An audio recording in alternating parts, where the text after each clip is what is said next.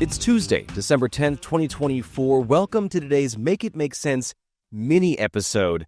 I'm Granthermes. So this episode today, I know is a day before the midweek podcast and a couple days before our normal full podcast, but I'm feeling much better than I was last Friday, and so I thought I would drop into your feeds what was supposed to be the main part of last week's full episode, all about Trump's incoming Department of Homeland Security and immigration policies that we're going to be seeing starting in 2025. So with that, I want to start by saying that I've talked about a lot of this already in the past and in both minis and full episodes, but I also think that those things are worth going back over again now that they're much more closer to being realities and we have a much better idea of who's going to be running things and how they're going to operate a little bit. And the main thing that Trump is really concerned with about his Department of Homeland Security, the DHS, is immigration. And let's start with the person he's chosen to run that department, South Dakota Governor Kristi Noem. Now, Noem has no immigration, intelligence, military, or private security experience. She's the governor of a sparsely populated, landlocked, borderless state. She was a member of Congress from 2011 to 2019, where of the 804 bills she introduced, just 16 of them were related to immigration. Now, it's also worth saying here that DHS isn't just in charge of the border, it's also in charge of more than a dozen other agencies and departments like the TSA, FEMA, the Coast Guard, cybersecurity, and the Secret Service.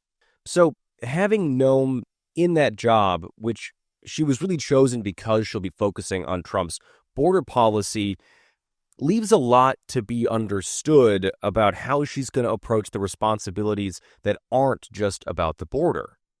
But that aside, Noem made her name as a diehard Trump supporter who specifically has backed Trump on the harshest immigration plans, and she's made spectacles of her own, including a $1 million deployment of South Dakota National Guard troops to the Texas border when that was mostly paid for by a billionaire from Tennessee when Texas was illegally setting razor wire along the Rio Grande.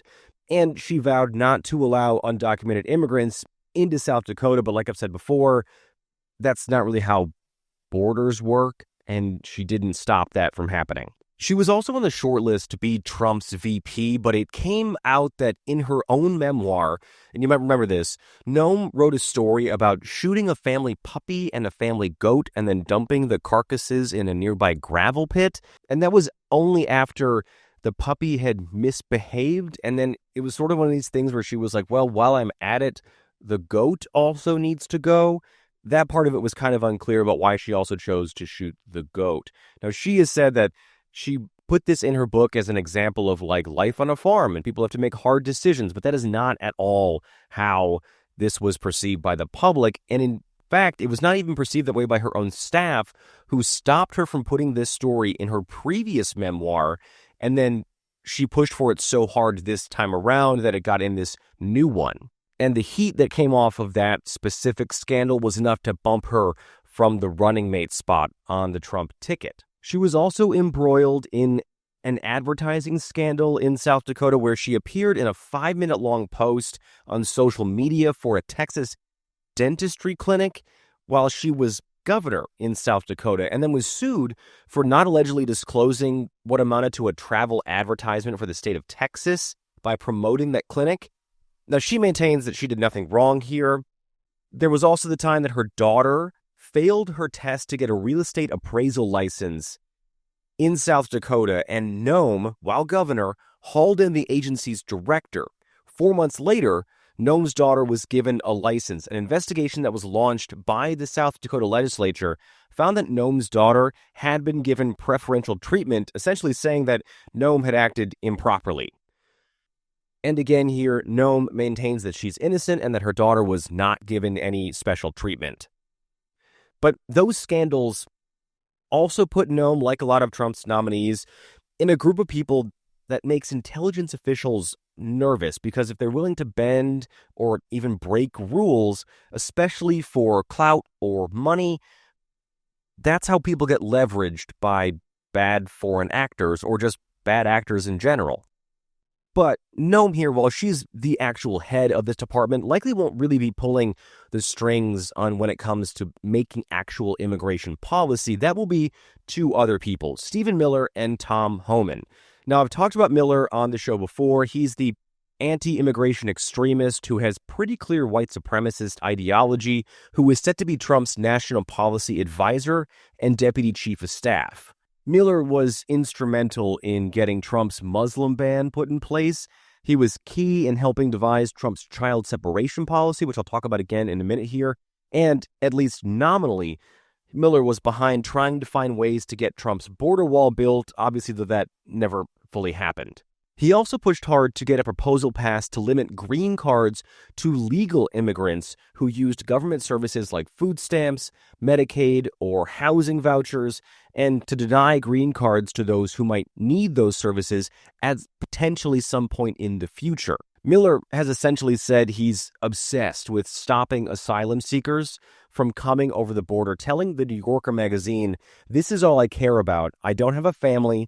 I don't have anything else. This is my life." And then just last week, he was on Fox News saying that he expects Trump to start signing executive orders right away to undo things like the Biden administration's priority policies when it comes to who gets deported first under the Biden administration. Right now, that means people who have committed serious crimes, and then ICE or immigration is supposed to go sort of backwards down the list in severity.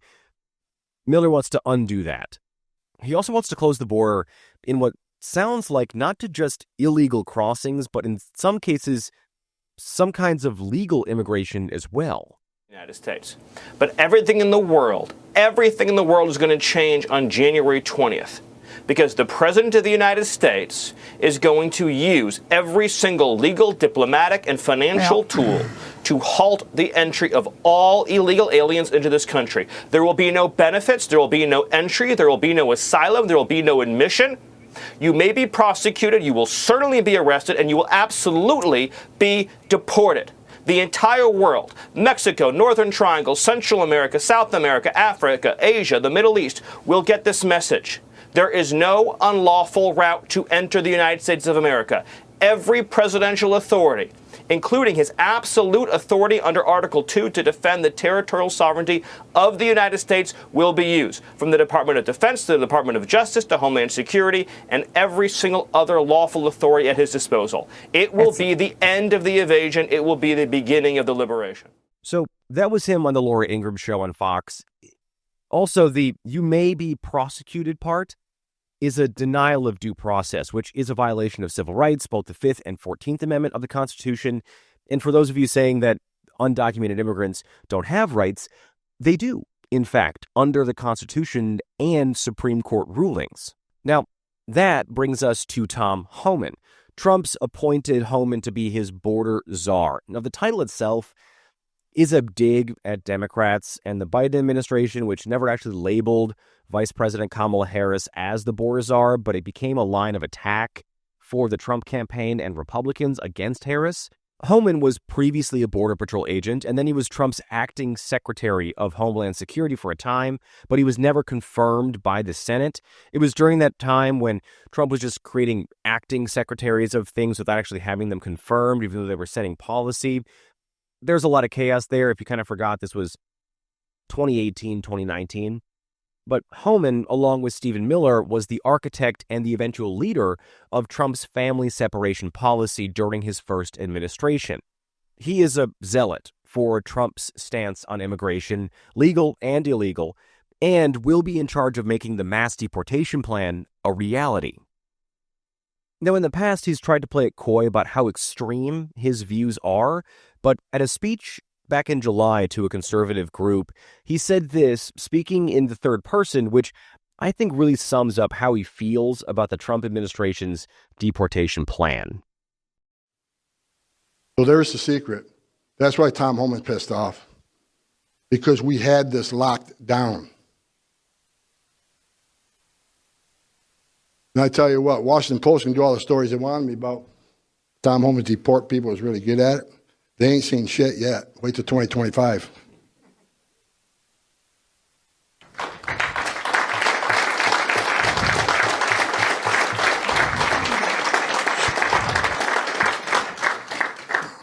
I apologize, but I probably shouldn't say the S word.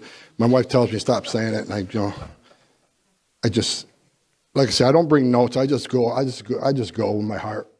So it's not just the policy there that he's talking about. It's the emotion, the way that he's thinking about it, that he's bringing to this. But Hellman maintains the Trump family separation plan wasn't as bad as the extensive reporting and the rolling cameras showed us that it was. This was the kids in cages era of the previous Trump administration. And just a few weeks ago, he was on 60 Minutes where he denied that people won't be put into concentration camps and neighborhoods won't be swept. I hear a lot of people say, the talk of a mass deportation is racist. It's threatening to the immigrant community. It's not threatening to the immigrant community. It should be threatening to the illegal immigrant community. But on the heels of historic illegal immigration crisis, that has to be done. What would the largest deportation in American history look like to you? Well, let me tell you what's not going to be first. It's not going to be a mass sweep of neighborhoods. It's not going to be building concentration camps. I've read it all. It's ridiculous. So first, I want to make a quick correction here. Illegal crossings are at record lows and have been since the summer. And Homan is using some pretty careful language there about those planned raids and camps. Except here's the thing. The state of Texas has already offered Trump about 1,400 acres of land for immigration detention centers. Private prison companies' stocks have soared since the election, with many assuming that contracts will need to be given to the private prison industry to make those camps. And staffers and advisors to Trump had been saying for months that they were going to be building and putting people in camps who were suspected of being undocumented immigrants. That is, until they were told to stop saying that because, as one close Trump ally who talked to Rolling Stone said it, apparently some people think it makes us look like Nazis. And man, if the jackboot fits. But while we're on the subject of these camps and family separation, let's talk about what the Trump administration is planning to do on immigration. So, for starters, the plan is to find and round up what Trump and his advisors are saying is more than 20 million people that they think are in the U.S. illegally. Now, that is close to double what the best estimates are out there. Pew Research found that the number of undocumented immigrants is right around 11 million. The high end of all the estimates are around 15 million, so well below still what the Trump administration is considering. And the American Immigration Council, which tracks these things, found that the one-time cost to do immigration raids and build camps to hold people that they put conservatively at about 13 million people would cost in the neighborhood of $315 billion, with $88 billion needing to be spent every single year after the initial sweeps. Now, that money would go to expanding the capacity of detention centers that we have now by 24 times and creating and maintaining more than 1,000 new immigration courts to handle this new load of undocumented immigrants. Although I suppose that is assuming that the administration doesn't violate the civil rights of due process, like Miller was implying earlier.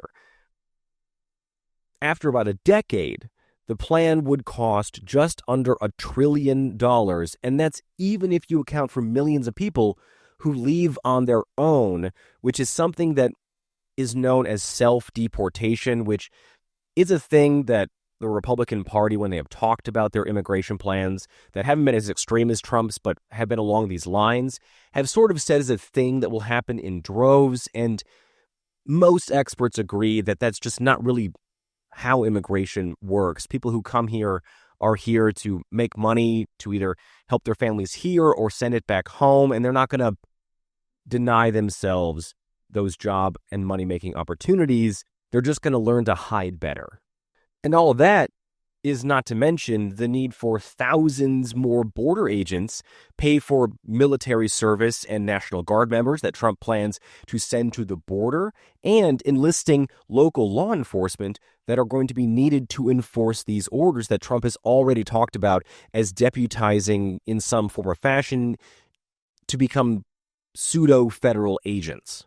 And like I said, all of that is going to cost a lot of money. And if you remember the border wall, Trump's last big immigration push, well, that was going to cost total around $25 billion to build, which he was never able to get funding for, even trying to do some sort of government accounting loophole gymnastics that still never worked. But even if you back up a step before we get to these camps themselves, these detention centers, there first have to be massive sweeps and raids looking for people who are believed to be undocumented. And that's already put a lot of industries on high alert, because while Homan says they're going to have targeted arrests, that likely is going to mean going into homes and most likely workplaces.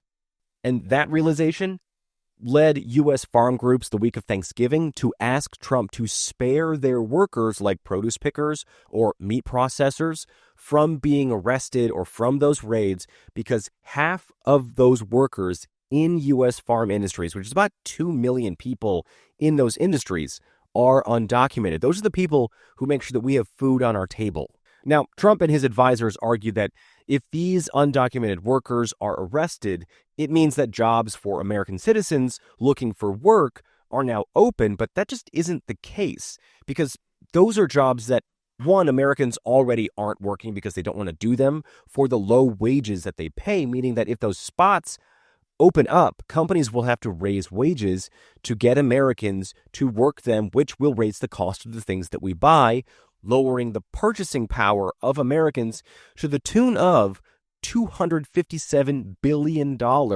according to the American Immigration Council, and could shrink the U.S. economy by as much as 7%. It would also cut Social Security funding and Medicare funding because those companies aren't paying the payroll taxes on them anymore. And I'll get to that in just a second here. But the second thing is that most economists agree that the job market isn't a zero-sum game. So just because a job is filled doesn't mean that somebody else isn't getting that job. If that job goes away because somebody leaves that job, a company is just less likely to fill that job. Okay, so when we talk about this thing with taxes and that companies wouldn't be paying into things like Medicare or Social Security anymore, I know that there are a lot of you thinking of this idea that companies pay undocumented workers under the table in cash or sometimes on prepaid cards. And while that may be true in some circumstances in some industries, the books for these companies still have to be in balance at the end of the year for their taxes. Otherwise, it's fraud. So that money has to be accounted for somewhere. And when it's accounted for, taxes get taken out. So how companies do that is up to them. But we don't see many companies getting raided by the IRS for Medicare fraud or for tax fraud for these purposes because they didn't know how to pay undocumented workers while also paying their taxes. All that being said, the economic and real-life impacts of losing that many people from the workplace cannot and should not be ignored. It will mean food will rot, cities and towns won't get tax revenue, and most of those workers have children leaving schools, many of which are chronically underfunded, to pick up the pieces and care for children who may have been born in the U.S., making them American citizens while their parents are hauled away in handcuffs. But immigration experts expect the Trump administration to handle that too. In fact, Tom Homan said as much in that 60 Minutes interview. Families can be deported together. Now, to do what Homan is talking about there, to deport families together, the Kaiser Family Foundation, which tracks health and public policy, thinks that the Trump administration will try to do a few things here. That includes ending or limiting birthright citizenship, which is part of the Constitution, and it's exactly what it sounds like. If you were born in the U.S., you have a right to be a citizen. You are a citizen if you were born on U.S. soil. The Kaiser Family Foundation also thinks that The Trump administration will move to end DACA, which stands for Deferred Action for Childhood Arrivals. That ensures that kids who are brought to the U.S. by their parents illegally when they're children through no fault of their own aren't deported summarily, especially after they've been here for quite some time because they grew up here and, for all intents and purposes, are Americans. Now, the Trump administration has said they would like to undo DACA, and they have not said whether raids on schools, hospitals, or nursing homes are off the table just yet. Now, those are places generally not considered places that federal law enforcement has conducted raids because of the harm it would do to children and people who are sick or vulnerable, but often staff in a lot of those places are immigrants, undocumented immigrants sometimes, but often people that are just suspected of being undocumented. Nor have they said that they'll also arrest the families of undocumented immigrants who knew that they had members of their family who were undocumented and didn't turn them in. Although it's not hard to imagine a world in which that's the case, especially if the Trump administration is already going in here promising to find 20 million people, and like I said before, somewhere between 7 to 9 million of those people don't exist. Experts also expect a return to the Remain in Mexico program, which requires immigrants, no matter where they are originally from, to stay in Mexico until their immigration status is processed, which can sometimes be years long spent in border camp tent cities that are incredibly dangerous, and putting an end to things like temporary protected status, which is a legal immigration status, kind of like asylum, but not quite. It's a little bit different. Usually you're running from something like a civil war, but it's what many of the Haitian immigrants in Ohio were protected by, along with about 859,000 other people currently living and working in the U.S. Now, all of this isn't even really scratching the surface of other things like the plans to bring back the ban from majority Muslim countries, deporting Americans who are sympathetic to Palestine or believed to be somehow allies of Hamas, and instituting an ideology test for visa-seeking immigrants. And that would include people who are here coming on visas that aren't just agriculture visas to work in our fields or our meatpacking plants, but also what they call business visa Bs. It's not really important that you know that term, but it's people who come here to do things like be doctors or be tech engineers or be aerospace engineers. They would also have to go through an ideology screening under this new plan. Now, none of this is to say that there isn't a problem with how this country handles undocumented immigrants or illegal immigration. It is generally difficult to navigate this for a country of our size. But what experts are saying is that mass deportations will cause economic harm, inflict pain, and spread fear. And that is it for today's MIMS Mini. I'm sorry to end on a light note there, but please rate and review the show on whatever podcast app you listen to this on. Like and subscribe, and hit the bell for notifications on YouTube so you don't miss out on any of our regularly scheduled episodes. You can also subscribe to the Make It Make Sense Substack. It's just $5 a month. I've got bonus content up there, including last week's full interview with Matt Nelson from Presente that was supposed to be the back end of this episode. So now that you've got some more information here, it might be worth going back and listening to Matt because you might have some better context now. Other than that, please continue to share the show and follow it on social media. It's MIMS News Pod. That's MIMS News Pod, all one word on every platform. I am at Grant Herms on X and on Bluesky if you're there too. I'm also at Grant Herms TV on everything else. Thank you so much for listening. I'm Grant Herms, and I will talk to you tomorrow for our normal midweek episode.